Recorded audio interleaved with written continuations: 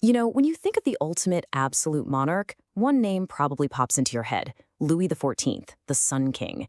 But here's the thing: he wasn't just born into all that power. Oh no. He built it, he engineered it, piece by piece. So today, we're going to pull back the curtain on the brilliant and, yeah, often brutal system he created to master an entire nation. So let's put ourselves in his shoes for a second. How do you control a kingdom that's basically full of your enemies? Seriously, France back then, it wasn't some happy, unified country. It was a total powder keg. You had rebellious nobles, judges who wouldn't listen, and a Parisian mob that could turn on you in a heartbeat. They were all clawing at the king's authority. So what do you do? How do you possibly tame all that? Well, for Louis, the answer wasn't just a bigger army. That's the obvious play, right? Instead, he came up with something completely radical. He decided to build a system, one so powerful, so psychologically airtight, that it could disarm his enemies without ever firing a shot. A system of total control, literally built from stone, silk, and ceremony. And to really get why he did this, you have to go back to his childhood, because his obsession with control, it wasn't something he just read in a book. It was forged in chaos. It was born out of sheer terror. That chaos had a name: the Fronde. And look, this wasn't just some minor uprising. We're talking about a complete and utter breakdown of society. For 5 long years, the monarchy itself was under siege, attacked from every single direction. And this really lays out who was coming after him. You had the parliaments, and just a quick note, these aren't like the English parliament, they were France's highest courts, and they were trying to choke off his money and power. Then you had the princes, his own flesh and blood, who thought they should be on the throne. And of course, the people of Paris, who were completely unpredictable. After years of this chaos, you can bet the average person was thinking, you know what, maybe one all-powerful king isn't so bad compared to this mess. But for Louis, this was deeply personal. I mean, can you imagine? You're just a kid, and you have to flee your own palace in the middle of the night because a mob is coming for you. That kind of fear, that humiliation, it leaves a mark. It left him with a deep-seated hatred of Paris, and this ironclad resolve to never, ever be that helpless again. And that resolve led directly to his first true masterstroke: Versailles. Now, we all think of it as this gorgeous palace, right? But that's not what it was, not really. It was a tool, a weapon, a golden cage, a beautiful prison designed for one purpose: control.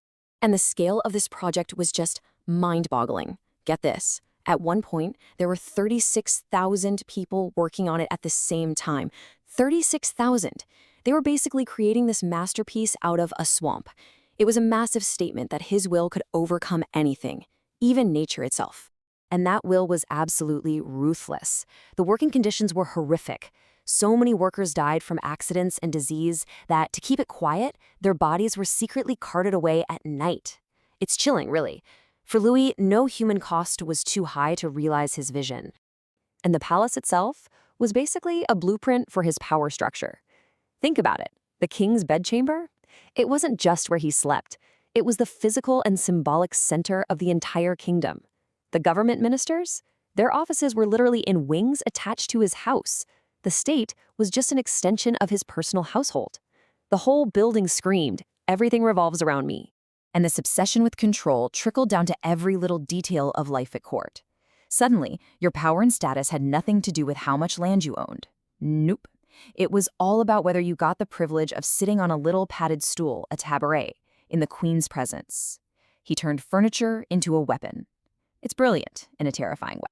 Life at court became this web of insane, complicated rules. You didn't knock on a door. You had to gently scratch it with the fingernail of your left pinky. Seriously. And nobles would practically kill each other for the honor of handing the king his shirt in the morning. So why all this nonsense? It was genius. It swapped real power for meaningless status, and it made these once dangerous nobles completely dependent on him for every scrap of favor. And you had to be there. You couldn't just hang out at your country estate, because if someone asked the king about you and he just casually said, "I do not know him," that was it. Your career was over. Your life as you knew it, finished, with just 4 words. So yeah, the cage was gilded in gold, but make no mistake, it was a cage.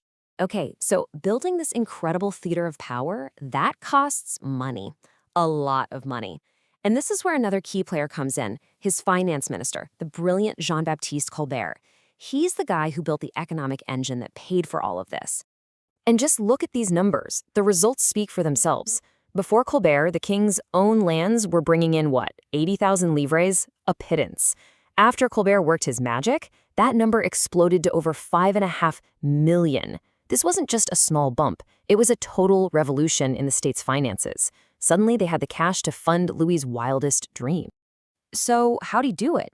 It was a pretty clever 4-step plan. Step 1, ban all those fancy foreign luxury goods. Step 2, use government money to start French companies to make those same goods. Step 3, force everyone at court to buy French. And step 4, the real masterstroke, invent fashion seasons. This made crazy expensive outfits go out of style every few months, forcing the nobles to keep spending. It boosted the French economy and plunged the nobility into debt, making them even more reliant on the king. Genius. All right, so with a treasury full of cash and his nobles effectively neutered, Louis could finally look beyond France's borders. For him, a king's real job was to win glory, and you did that on the battlefield.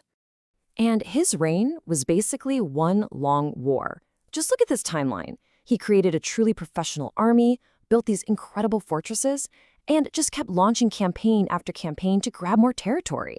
For decades, he kept all of Europe on a war footing, all to prove that France was the top dog. But this obsession with total unity wasn't just about foreign policy. He wanted it at home, too. He had this motto, one king, one law, one faith. And that last part, one faith, was a huge problem for France's Protestant minority, the Huguenots. So in 1685, he revoked the Edict of Nantes, a law that had given them religious freedom. Suddenly, being a Protestant was illegal. They had to convert or get out. And get out they did. As many as 800,000 of them fled. These were France's best and brightest artisans, merchants, and thinkers.